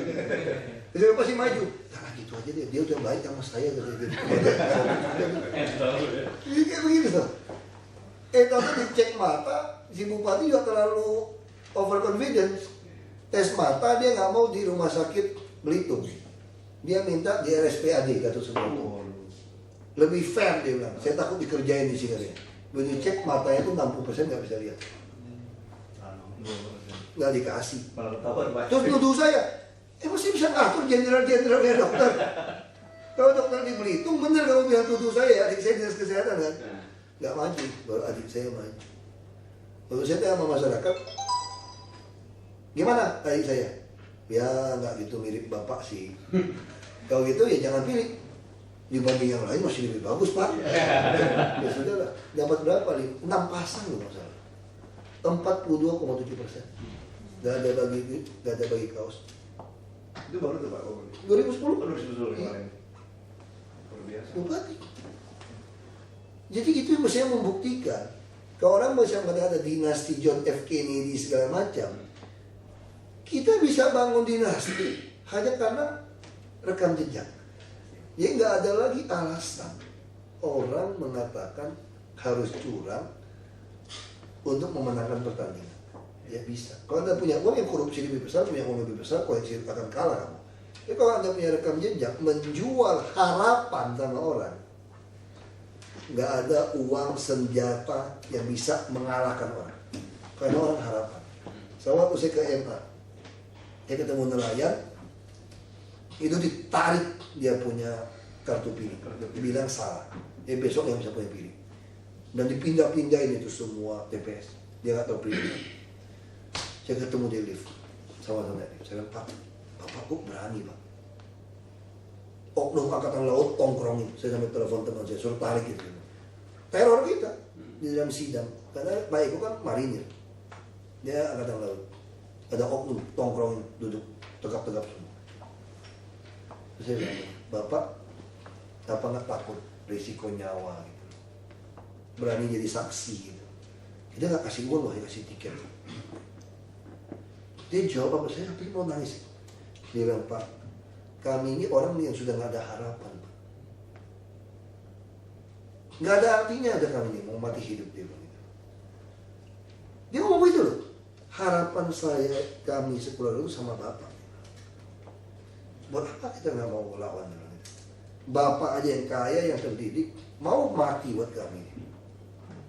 Dia ngomong ke baju saya ngomong, aduh. Kami ini nggak ada artinya nyawa kami ini. Nggak diperhitungkan dengan nyawa kami. Itu yang saya bilang. Di Babel saya bilang, lu keluar berapa duit nggak bisa ngalahkan saya lah. Bukan saya ngomong kosong. Nggak bisa ngalahkan saya, bukan saya ngomong takabur.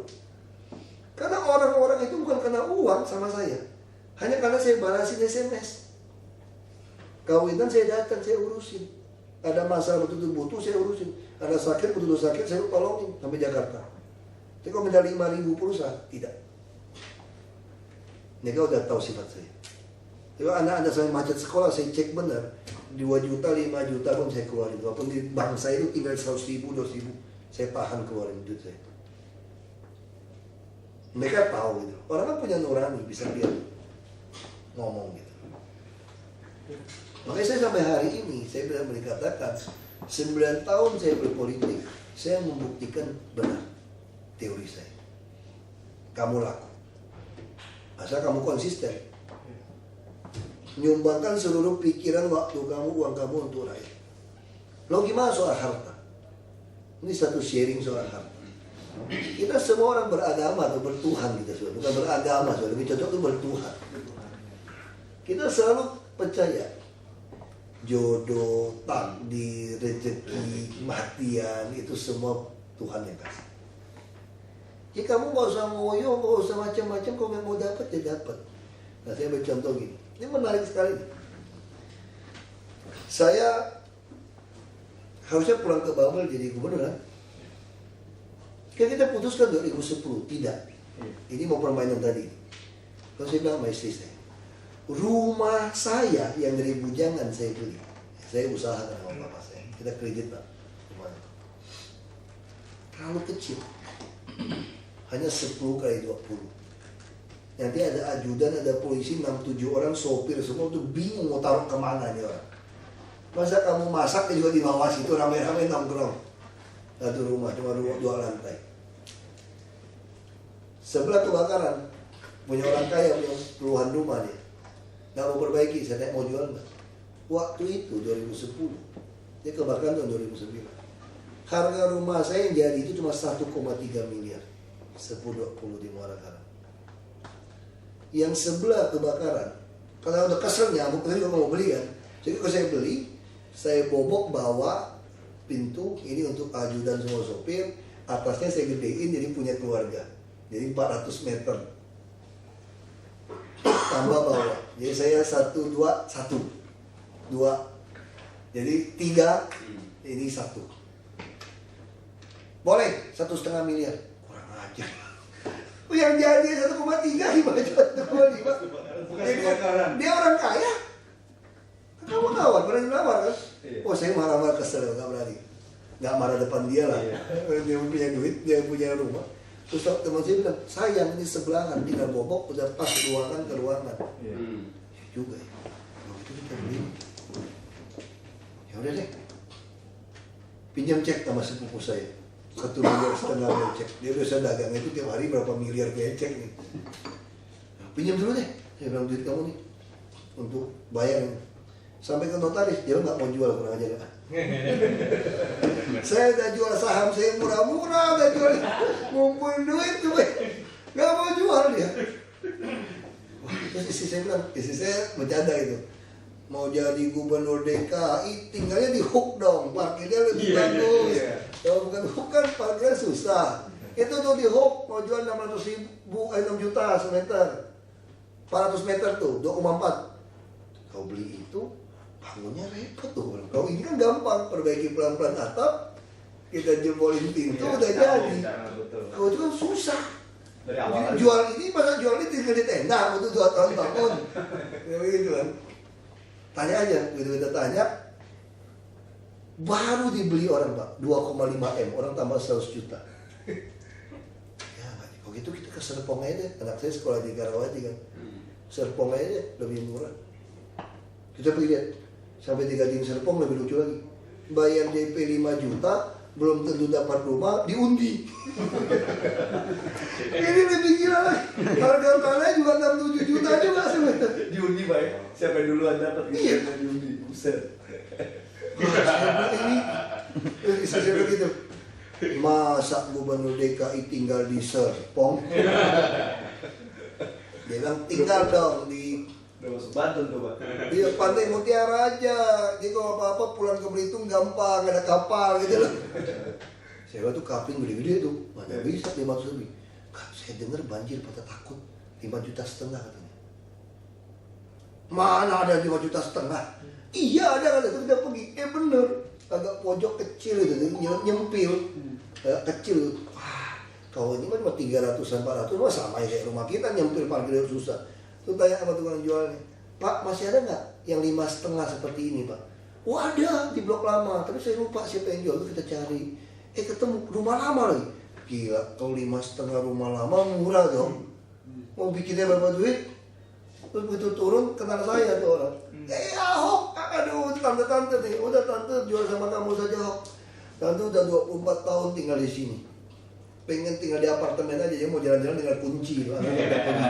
Gampang kan dari rumah gede gitu. Terus saya rumahnya renovasi repot. Ruang tamu terima orang datang gimana? Kan mau jadi gubernur, dia mesti ada ruang tamu ya dong. Yang ruang rapat, ruang serbaguna. Terus ajudan tidur di mana? Minimal pamdal semua butuh 3 kamar ini. Kamar mandi semua. Wah mau bongkar berat juga nih harga tanahnya. Aku tanya, udah sama kamu 47,5 saja. Lebih murah lagi, Granit masih bagus, Jati masih bagus. Ya kayak gini Jati semua pintunya. Istri saya udah seneng, masih bagus. Saya mau tidak cocok. Ya udah, terus saya tanya, berapa pas tanahnya gitu? Iya. Ya itu pas. Saya tanya lagi ulang, rupanya salah, ini maksud 5,5 tuh 5,5 miliar.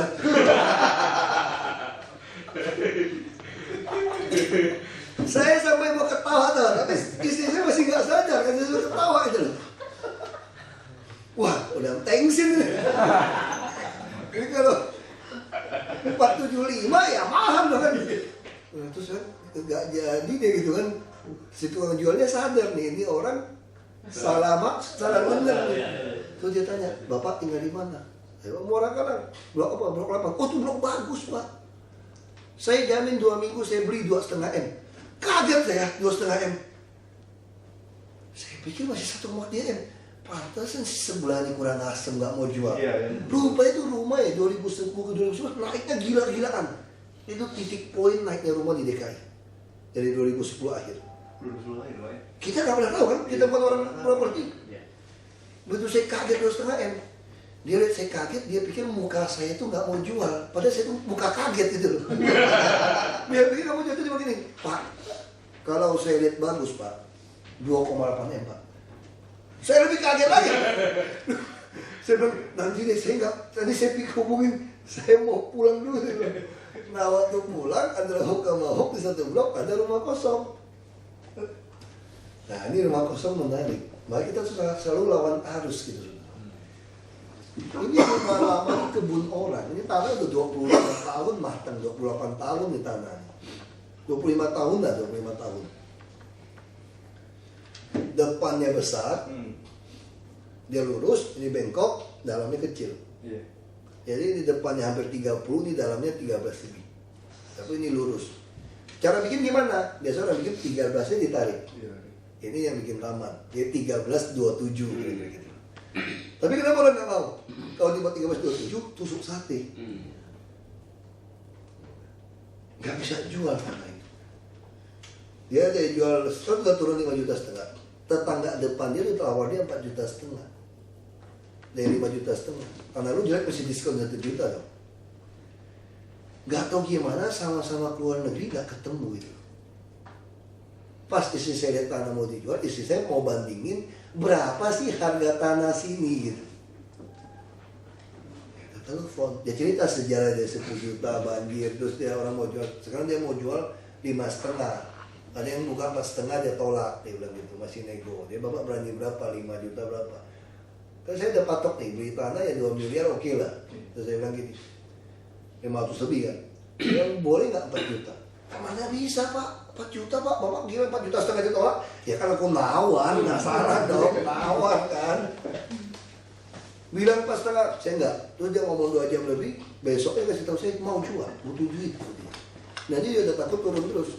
Akhirnya itu rumah, saya beli 4 juta, NJOP 6,5 juta. Saya telepon om, boleh nggak pinjam duit bangun rumah? Itu kan apa nih? Gini deh, kamu beli 4 juta, jual sama saya deh 6 juta, kamu untung 2 juta. Dia bilang nggak bisa om. Itu 2011 kan, saya mau bangun nih. Untuk apa? Mau jadi gubernur DKI ini om, ini rumah tuh. Dia bilang lu gendang. Waduh bang. Udah, aku nggak mau ngomong sama orang gendang, nggak pernah punya keponakan segila lu dah katanya. Gini aja, kamu tanya yang mau jual tanah itu. Kalau ada yang 8 juta saya borong semua. Saya tanya, beda 2 bulan. Dia bilang begini, aduh pak, bapak orang paling beruntung pak. Sekarang 10 juta aja orang nahan barang. Sekarang saya dengar udah 20 juta. Dalam 2 tahun. Rumah saya udah jadi, saya udah pindah sebulan banjir lagi. Baik lagi ke rumah lama. Tadi mau kontrakin rumah lama nih. Terus saya bilang, kayaknya jangan kontrakin deh. Kayaknya ini rumah petua dari saya jangan nggak boleh dikasih orang tinggal nih. Kontrakin cuma 85 juta rumahnya. Karena nggak, orang juga suka kontrak apartemen. Ya sudah saya bayar lagi. Tapi ini saya mau cerita ini. Saya dibanding dengan sepupu-sepupu saya yang dulu cerita punya uang beli rumah, beli mobil. Saya yang punya uang habisin untuk kampanye, untuk tidak mikirin cari dagang, politik, hanya jadi contoh. Sekarang saya nggak kalah miskin sama mereka. Aset-aset tanah saya yang punya di Belitung, yang membantu orang suruh beli murah-murah 2 juta, orang jual 2 juta, saya beli 4 juta, orang minta bantuan. Saya bantu, sekarang harga tanah naik. Makanya harta saya dihitung hanya berapa belas miliar. Kenapa? Karena NJOP di Belitung semeter baru 3.000. Lapor KPK tuh pakai NJOP. Sekarang pasaran tanah sana udah 300.000 sejuta. Kita nggak pernah berpikir kan nolong orang. Nah, kita nggak pernah berpikir seperti itu gitu. Ya harta saya harusnya kalau dijual nilai penjualan pasar lebih tinggi. Saya bisa dapat 100 miliar kayak uang saya gitu loh. Terus saya nggak punya cash. Karena uang saya kayak Betawi aja, beli tanah dulu. Habis itu orang datang bisa bantu beli. Nolong orang. Nah, saya selalu berpikir apa? Beli paksa ya. Nggak usah simpan uang. Toh yang penting kita ada asuransi kesehatan. Simpan uang untuk anak sekolah. Iya. Ya sudah. Yang penting ada pemasukan. Walaupun tidak punya deposito gitu.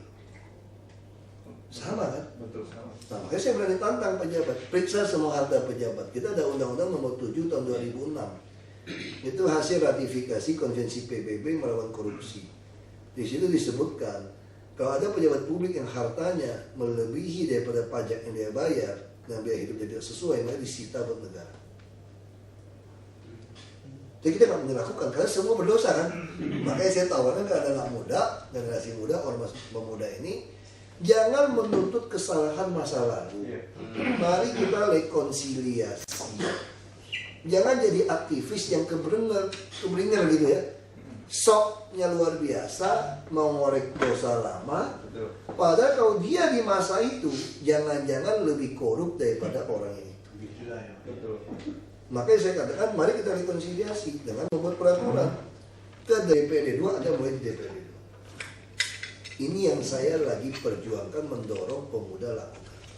Selain dari sistem tadi, pemerhati tadi, jadi itu ada apa-apa gampang siapa situ, siapa. Kita bisa duduk bersama di ruang pola, di dalam war room, kita bisa duduk bersama koordinasi. Betul. Mau tahu data apa, sekolah, semua bisa saling masukin. Jadi kalau pengen kalau KNPI sampai 160 bisa beranak pinak sampai seluruh RT, kita RT berapa orang? Luar biasa. Kelurahannya 240 Pak. 267. RT paling 15 ribuan ya. Nah itu kan luar biasa kalau kita bisa punya data seperti itu. RT berapa ya? Saya lupa nggak tahu berapa. Saya punya kelemahan nggak mau hafal angka saya itu. Makanya waktu debat ditanya berapa kecamatan, aku salah bilang. Saya waktu jadi bupati saya nggak ingat nama desa. Ya untuk apa saya hafalin desa ini ada berapa penduduk berapa apa? Yang penting tidak ada yang kelaparan bagi saya. Ini cara berpikir. Toh orang yang hafal juga ada contekannya untuk apa? Nah, jadi itu saya sambil makan. Jadi ini yang saya share ini, saya minta audiensi saya terima. Saya ingin ini kita bisa mulai kita tularkan ke seluruh Indonesia. Tepat sekali. Dan kalau kita bekerja untuk rakyat, kita nggak pernah merasa cepat atau lambat. Teman-teman saya datang ketemu saya, dia bilang kelakuan saya sama aja, nggak ada berubah. Saya nggak pernah taruh foto keluarga juga di kantor. Saya nggak pernah nganggap ini kantor. Mana dilihat ruangan saya, ini semua diisi orang semua. Saya nggak ada ruangan di sini. Saya cuma numpang meja di sini. Ya, semua aktivis bisa bilang, oh yaudah ya. Ya nggak ada, saya semua masuk aja. Saya pun numpang meja di sama-sama kamar aja. Saya cuma waktu pribadi lagi ke kamar kecil aja. Itu pun kamar kecil bisa dipakai orang juga. Tahun lama Pak semuanya. Jadi kita tidak pernah merasa kita punya. Kita yang merasa kita kerja. Gaji yang resmi saya terima, saya profesional terima gaji.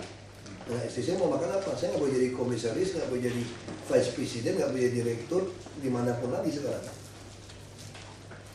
Nah itu yang kita mau lakukan. Saya sangat yakin lah, kita ini ada harapan bangsa ini. Itu yang membuat saya itu mau. DKI Jakarta. Ada tradisi yang mengatakan bahwa separah-parahnya seseorang yang tidak mengerti atau seorang yang bodoh dalam bahasa kasarnya adalah ketika dia percaya pada seorang politisi. Itu.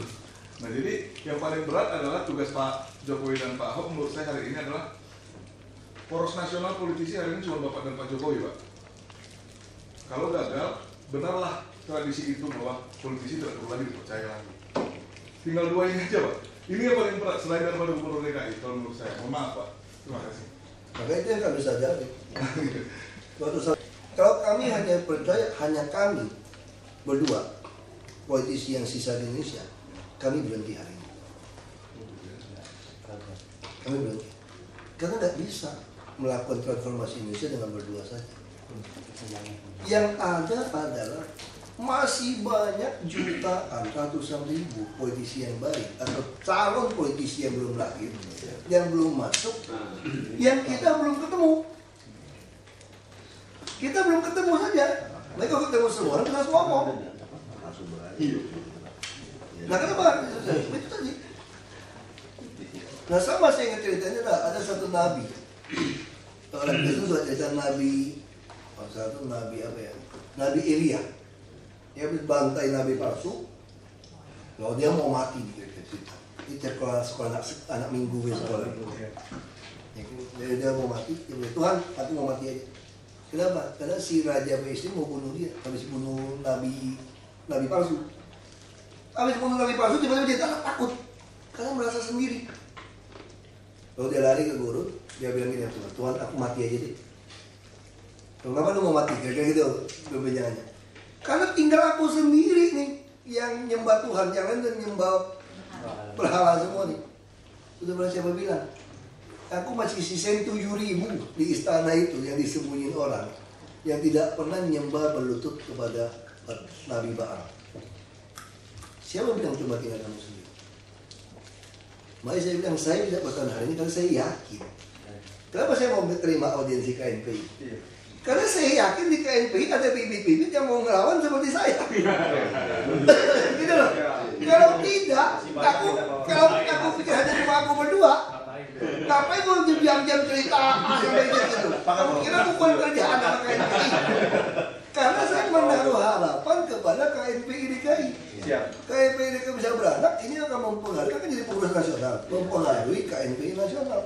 Dan organisasi pemuda yang paling solid, yang dibiayain, yang punya di tempat kan cuma KNPI sebetulnya. Yang bukan antar dari partai manapun. Beda dengan yang lain. Itu yang membuat saya yakin.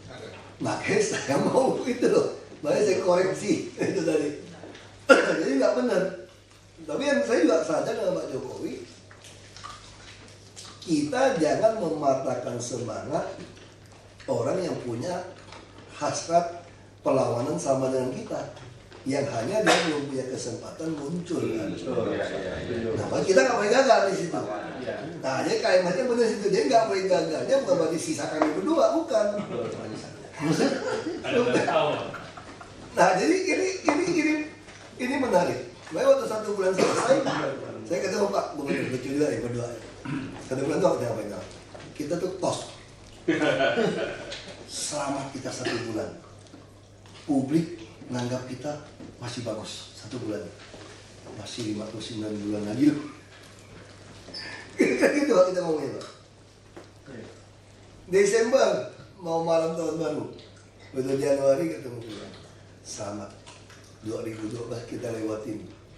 Minimal tanpa ada apa-apa, selamat. Kira-kira gitu. Udah mau 100 hari, 3 bulan tanggal 15 ketemu. Selamat, 3 bulan kita aman. Berarti masih ada 57 bulan kita harus. Kan kita mesti jaga-jaga terus kan, coba jangan sampai salah kan. Kok koreksi. Hanya kita ngomong dihantam orang, salah ngomongin manusia biasa lah. Kita ngomong apa-apa pasti dihantam orang. Datanglah banjir kan. Padahal lagi nyiapin 100 hari 22 ini. 22 kemarin. Sama banjir. Salah siapa? Ya salah kita berdua. Karena kita cuma apelnya di Monas doang. Harusnya apelnya itu kita tanya, di mana titik evakuasi kamu kalau banjir? Udah siap belum beras, mie, dapur umum, tukang masaknya, semua? Ada berapa titik evakuasi Anda? Kalau ada 100, kami mau lihat yang mana, kami pilih sesuka-suka kami. Itu kita tidak lakukan. Orang bilang, kenapa kamu ngaku salah? Memang salah. Kita percaya saja sama tradisi lama, pakai apel-apel di Monas. Cuma lihat itu perlengkapan. Maksudnya kita nggak usah lihat itu kan. Kita tinggal lihat tempat-tempat evakuasi. Jangan orang udah pindah baru datangin makanan. Nah ini juga tugas KNPI. Itu adalah de facto. Kalau RT sudah ada, kita bisa tahu de facto kalau ada apa-apa, manusia itu secara alami, binatang saya secara alami akan menjadi tempat aman. Berarti nggak usah kita kasih di mana. Kalau yang satu kampung itu terjadi rendam air nih, banjir, dia udah tahu di lapangan mana yang lebih tinggi, dia kan fungsi ke situ. Nah, jadi disitulah kita harus jadikan posko kita. Betul. Jadi kalau kita menyongsong bisa bahaya banjir, KNPI semua udah turun, PKK udah turun, RTW udah turun, Badan Penanggulangan Bencana Daerah udah turun, Dinas Sosial udah turun, udah taruh barang super segala macam semua taruh dulu. Betul. Kau nggak jadi banjir gimana? Ya alhamdulillah itu barang hibahin aja orang miskin. Bakti sosial lagi, Pak. Iya. Kenapa nggak boleh? Kita bakti sosial sampai syukuran tidak terjadi bencana. Iya. Nah kalau bencana lebih kecil bagaimana? Ya mudah, dari 2 tempat punya barang bantu 1 tempat, lebih seru dong. Kalau lebih besar bagaimana? Kalau lebih besar nggak mungkin lebih dari 2 kali lipat kan kira-kira gitu. Kalau sampai 2 kali lipat lebih besar pun, oh kita setengah sudah kita urusin ya. Tinggal setengah. Depa sekarang tiba-tiba nol semua, kita bingung mau kirim barang apa. Iya. Belum lagi banjir udah nggak bisa tembus. Coba kalau udah siap semua di tempat. Nah jadi ini pengalaman. Baik waktu orang tanya sama saya, kenapa kamu ngaku salah? Mau gaya-gayanya? Memang gua salah kok. Dia datang Pak Herianto, bekas Kasudin. Dia marahin staff saya kan udah terlalu sibuk. Disodorin dari beliau. Dia bilang, Pak kalau Desember tidak jadi, Bapak baca nih semua. Yang penting itu waduk peluit Bapak harus jaga. Karena ini sampai istana nih Pak, kalau jebol nih Pak. Belanda bangun itu tuh untuk nanganin sampai istana, belum ada banjir Tanah Timur semua. Kasih staff aja, staff lupa, saya pun udah lupa. Saking banyak itu. Banyak itu rapat pindah udah beda. Gak tahu apa. Desember lewat, itu Januari dah. Benar kan temannya. Akhirnya saya lalai kan. Dikasih orang baca, kasih staff saya baca, saya pun nggak inget lagi, ingetin dia. Saya masih ada sempat lagi baca laporan-laporan semua gitu banyak. Nyambung-nyambung. Saya bilang ngatur rapat jangan terlalu padat saya. Kalau terlalu padat kasihan saya nggak sempat baca, sampai tangan sampai malam.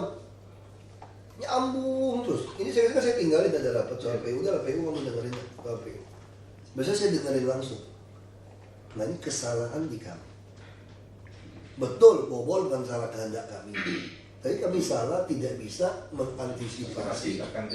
Coba kalau dari awal udah tempelin, ini posko evakuasi. Betul. Kita udah kasih tahu, udah nge-tweet kemana-mana. Kalau terjadi banjir, evakuasi itu di sini. Kalau terjadi ini harus keluar, ketinggian berapa. Kita nggak bangun. Kita percaya saja. Kita lebih baik konsentrasi macet, apa terus omongan orang hantam kita macam-macam itu kan. Itu ada demo buruh lagi kan macam-macam itu. Terus kita sibuk soal APBD, ribut sama yang belakang itu, mau periksa itu, periksa ini.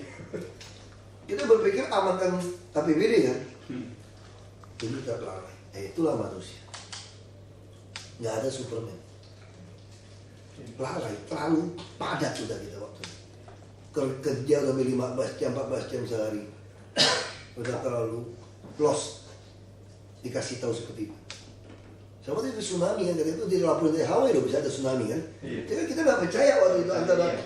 Betul. Karena nggak pernah alamin. Nah tapi apapun yang udah kita alamin, kita jangan jadi keledai dong. Berikutnya kita harus siap semua. Bencana nggak bisa kita hindari. Dan kita harus bisa siap kalau sampai itu terjadi. Kita harus keruk sungai segala macam harus kita lakukan. Nggak boleh nggak ada pengerukan.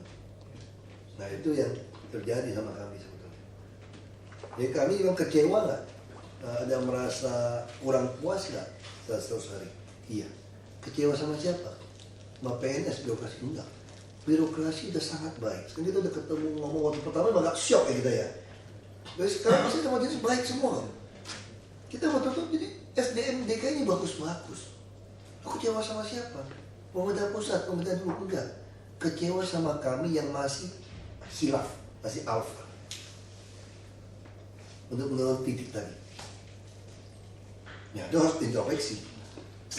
Saya kecewa sama saya. Kenapa saya nggak mau baca cuma 2 lembar laporan itu? Kalau udah mau lapor lagi, kita tunggu. Suruh staff yang baca. Dia juga nggak lapor sama saya lagi. Dia pun nggak baca, sering sibuk. Saya baca aja 5 menit, kenapa gitu. Bahwa waduk peluit harus dijaga, harus bersih. Karena semua sampai sini kan. Ini kalau bobol di Ratu Harhari pun kalau dibersih masih oke. Nggak bisa uluap, dia bisa ikutin. Nggak sempat. Terus tangkap enteng. Pikir sudah biasa lah banjir. Saya sudah 28 tahun banjir. Nah ini nih, saya sharing ini supaya yang lebih muda dari saya mulai belajar. Ini kan pemuda karena nggak boleh lebih dari 35 sama saya. Kayak pemuda 40 ya. Nah, tapi memang di undang-undang kepemudaan kan kemarin kita diskusi sama 35 ya? Iya. 1630. Iya. 1630. Tetapi kebetulan kalau kita bicara KNPI, Pak Wagub, KNPI ini kan 1630 Pak. undang-undang 30 tahun bunyi undang-undang. Oh iya. Tambah sampai 30. ya, tapi kalau yang dianggap sebagai Saya waktu di balik saya pernah baca, tapi saya lupa 30 lah. cuma memang yang dianggap sebagai pengusaha organisasi karena KNP ini heterogen, di dalamnya ada ormas juga, contohnya kayak PPM, maka kami masih mengacu kepada ADRT kami. Kemarin juga waktu kami dialog sama Presiden pun kami sudah sampaikan Presiden. KMP udah mulai. Iya, KMP udah di bawah 30. sudah mulai. Nggak saya kira KMP harus berhenti. Iya. Siapkan. Iya. Memang ini dari proses transisi. Saya lebih suka kalau main politik itu memang di bawah 30 untuk masuk DPRD tingkat 2. Iya. Biar lebih banyak anak mudanya, Pak. Karena udah jadi kepala daerah kan 30 umurnya. Iya. Minimal ya, Pak. Iya. Nah. Betul. Jadi kita tuh jangan lagi dipimpin orang umur 40, 45 lah. Iya, setuju, Pak. Itu parubaya, bahasa Indonesia umur 40. Iya. Coba baca koran. Ditemukan seorang lelaki parubaya terus nama si A dalam kurung 41 tahun, 40 tahun. Itu bahasa Indonesia begitu kan, kalau kita baca koran kan. Iya. Tapi kadang-kadang kalau saya baca koran itu saya tuh, wah saya ini bukan parubaya lagi, ini udah setengah abad ya, lama lagi. Iya. Setuju, Pak. Ya kan? Jadi kita sebentar lagi ini lewat ini udah lewat tengah ini. Saya tahun ini 47 nih. Kalau gubernur NTB 38 dulu bang. Ya, Iya. ya itu kan nggak semua orang seperti dia. Iya. Ada kakeknya, ada apa yang Iya. memang itu kan Buyutnya. agak beda. Kita bicara yang orang-orang umum kan. Umum. Ya. Nah, saya yakin semua orang bisa seperti ikut jejak kami. Iya. Kalau kita belum ketemu. Ya, saya kira itu. Siap. Pak Wagub. Saya mau kasih semua itu. Siap. Nanti kami siapkan Pak Wagub yang tadi Bapak sampaikan, kami sangat sepakat. Nanti kita eksplorasikan di pertemuan Aku berikutnya. beda tiap RT harus ada orang. Oke, siap. Siap, Pak. Ya, dan tentukan titik evakuasi yang sudah ada. Suruh dia tugasin itu. Dan mau cross check dengan tugas saya sama nggak tempatnya. Boleh. Siap. Nah, jadi nanti nggak perlu bakso macam-macam. Jaga pos itu aja waktu tiap kali. Ada bencana. Itu kalau ada terjadi bencana pun di luar dugaan kita, ada gempa atau apapun kita pun sudah tahu. Nanti tahu lagi kan? Belum tentu yang pos ini aman dari gempa atau ada tiang roboh gimana? Kita belum tahu juga. Makanya ada kejadian itu dapat hikmahnya lah kita. Ya, Tapi waktu 2000 pas Asian waduk-waduk, rumah-rumah kumuh itu tidak boleh dari situ. Iya. Karena akan membahayakan nyawa mereka Betul. jarak berapa? dan juga beban sosial buat Betul. kita lagi terus bangun perumahan, rumah susun Rumah daerah susun juga, Pak. yang sekarang yang tinggi juga. Iya. Kenapa orang miskin tidak mau tinggal di rumah susun? Rata-rata rumah kumuh itu dimiliki yang tinggal itu paling 25%. Iya. 75% ada penyewa. Dia sewa bisa 250.000 sampai 400.000. Iya. Satu petak kecil 15 meter persegi. Beli air bisa 200.000 sebulan. Karena satu jerigen, satu kaleng itu 2.000. Berarti dia bayar air 20.000 per kubik. Orang miskin. Orang paling kaya saja, kita pakai river osmosis saja, air laut diubah, itu hanya 12.000 per kubik. Iya. Orang miskin itu 20.000 per kubik. Lebih kaya. Sedangkan Pemda menyediakan air pump 1.000 rupiah per kubik saja di rumah susun. Pakai berapa pun 1.000, makanya saya mau batasin 10.000 kubik udah 2 truk. Kalau naik 10.000, kalau enggak jadi ngaco sistem. Jadi orang miskin juga bisa pakai 50.000 kubik air, gila kan? 10 truk dari mana pakainya? Ya boros-borosin, anggap murah. Nah ini masih roba, ini urusan kami. Jadi yang kami mau bicara ini adalah bagaimana KNPI bantu. Kami mau bersihkan itu semua yang di kumuh-kumuh di batang pinggiran, di waduk. Tapi tidak mengusir orangnya. Iya. Nah, orangnya mau kami tempatkan ke rumah susun terdekat, Iya. atau dia transmigrasi ke Marunda. Kita bikin kehidupan baru. Iya. PAUD, TK, SD, SMP, SMA kita kasih. Iya. Siap. Sampai kulkas, TV kita siapin untuk orang yang bantaran banjir ini. Ya, saya di TV itu Pak. Ya, Wagub. untuk masuk. bikin satu kehidupan kota. Kan bikin dalam lokal kok. Tetapi bantu kami juga, tadi bisa dicek, misalnya udah jadi. Kalau dia jual over sewa ke orang lain, satu lantai saya mau usir. Dengan perjanjian. Karena kalau tidak seperti itu, semua yang dapat ini dia jual. Miskin lagi, kembali lagi. Jadi kita mau ngadu yang lalu puja serah. Kita siapin sampai bahan makan, tempat jualnya semua, diundi siapa yang dapat. Kalau yang nggak laku, nomor undi berikutnya naik. Nah ini perlu kalau kami nanti udah jalan, kan kita butuh secara acak mengecek apakah benar yang tinggal di sini masih orang yang sama. Nah kita butuh kawan-kawan KNPI itu. Oh siap. Jadi saya kasih kerjaan banyak ya supaya ada kerjaan nih. Siap Pak, kami siap Pak membantu Pak. Ya kan? Siap. Nama organ Pak, betul. kita ada SMS nomor saya yang tadi nomor saya belum kasih. Sudah. Lupa sorry. Ini tanda-tanda udah tua. Ya. Otaknya udah penuh. Jadi itu nama SMS saya. Itu SMS yang 081194. Tapi 4 pun bisa baca. Pak Kuntoro bantu saya. Kita sendiri pun baca. Ya saya ketawa. Tadi ada pacar lama saya SMS pun kamu bisa baca. Mantan Pak. Kira masih nomor udah puluhan tahun. Itu nomor pertama saya punya handphone. Itu nomor lama itu. Pernah punya handphone saya. Ya semua SMS itu. Nah saya itu terlanjur kasih itu. Ya sekarang tidak ada nomor yang apa yang khusus ya. Berapa? 1708. Ya kita ada 1708. Semua provider. Jadi UKP 4 itu ada 1708, 17 Agustus. Oh. Ini gampang. Nah, saya 1708 ada yang punya saya. Ada email wagub@jakarta.go.id.